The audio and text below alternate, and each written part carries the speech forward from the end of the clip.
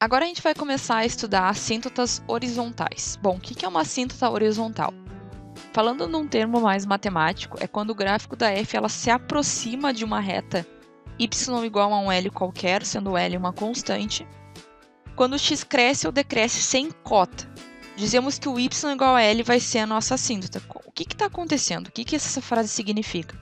Significa que se a gente tem um gráfico, onde se meu x está crescendo ou decrescendo, e o meu gráfico da minha função começa a se aproximar muito daquele valor de um y igual a L, uma reta qualquer, aquela reta vai ser uma assíntota horizontal. Vamos ver um exemplo. A gente já conhece como é que é o gráfico da NX. Se a gente notar aqui quando o meu x está indo para o menos infinito, o que está acontecendo com o meu gráfico? Ele está cada vez mais próximo do eixo x, mas a gente sabe que ele nunca vai encostar. Por quê? Porque não vai existir termos negativos para essa função NX. Então, ele não vai passar do eixo x, até porque não existe o y igual a zero como valor para essa função. Então, ele vai se aproximar cada vez mais à medida que o meu x decresce. Que reta é essa aqui, digamos, descrevendo o eixo x? É a reta y igual a zero. Isso significa que, se a minha função está cada vez mais se aproximando da y igual a zero e não ultrapassa, a y igual a zero é a assíntota horizontal do meu NX. Ela é, então, a minha assíntota horizontal. Bom, mas como é que a gente consegue calcular isso se a gente não soubesse qual é o gráfico da NX, se a gente soubesse apenas a lei?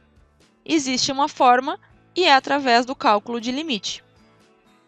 Então, para saber essa assíntota, para descobrir essa assíntota, a gente teria que estudar o comportamento da NX na medida que o meu x está indo para o menos infinito. Então, eu vou lá e vou calcular. Bom, para calcular esse valor, o que a gente vai ter? É como se a gente estivesse substituindo o menos infinito ali no NX. E quando a gente tem um número elevado a um expoente negativo, a gente tem que inverter essa fração. Então, a gente supõe que tem um 1 ali embaixo, né, que ele não está aparecendo, inverte essa fração, então a gente vai ter 1 sobre e na infinito, e aí o que acontece? Esse negativo vai sumir do infinito, tá? Essa é aquela propriedade que a gente já viu nas primeiras aulas. Bom, agora, o que a gente tem? E elevado a infinito é um número extremamente grande, é como se fosse também algo mais infinito ainda. Então, isso aqui é como se fosse 1 sobre mais infinito. E 1 sobre algo extremamente grande é zero, como a gente já viu nos exemplos anteriores, porque eu estou dividindo 1 por algo extremamente grande. Então, cada parte dessa divisão vai ficar apenas com um número muito pequeno, que é o zero.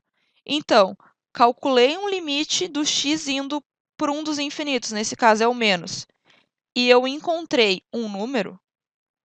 Isso significa que esse número é a minha assíntota horizontal. Então, sempre que eu quero encontrar as assíntotas horizontais do meu gráfico, basta eu calcular o limite para o mais e para o menos infinito daquela função.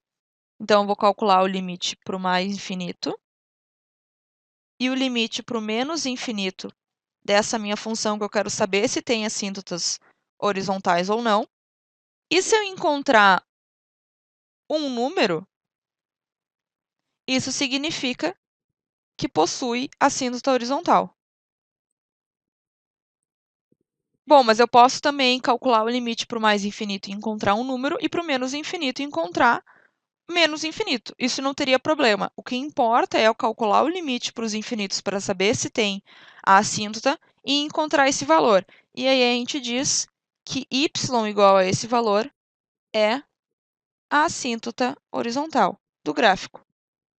Certo? Então, é isso que a gente tem sobre assíntotas horizontais.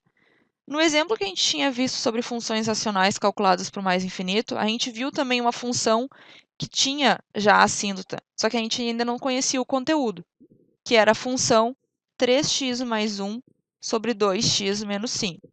Quando a gente calculou esse limite para o x indo para o mais infinito, a gente viu que esse valor dava 3 meios.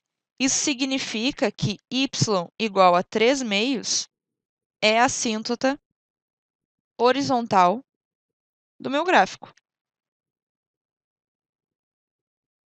Será que para o menos infinito também vai existir essa assíntota? Vamos calcular. Se eu fizer o limite de x tendendo ao menos infinito dessa mesma função, o método que a gente vai utilizar é o mesmo, ou seja, dividir tudo por x e repartir esse meu limite.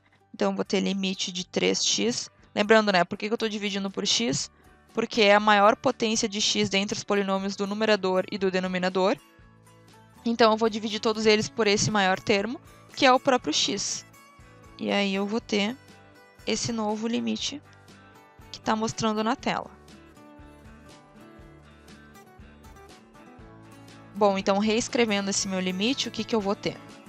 Limite, quando x vem para o menos infinito, de 3, que vai cortar esse x com esse x, mais 1 sobre x. Do 2x também vai cortar o x de baixo, vai ficar 2 menos 5x. E a gente sabe que o limite, quando a gente calcular de 1 sobre x, vai para 0. Igual vai acontecer o do 5 sobre x, que vai para 0 também.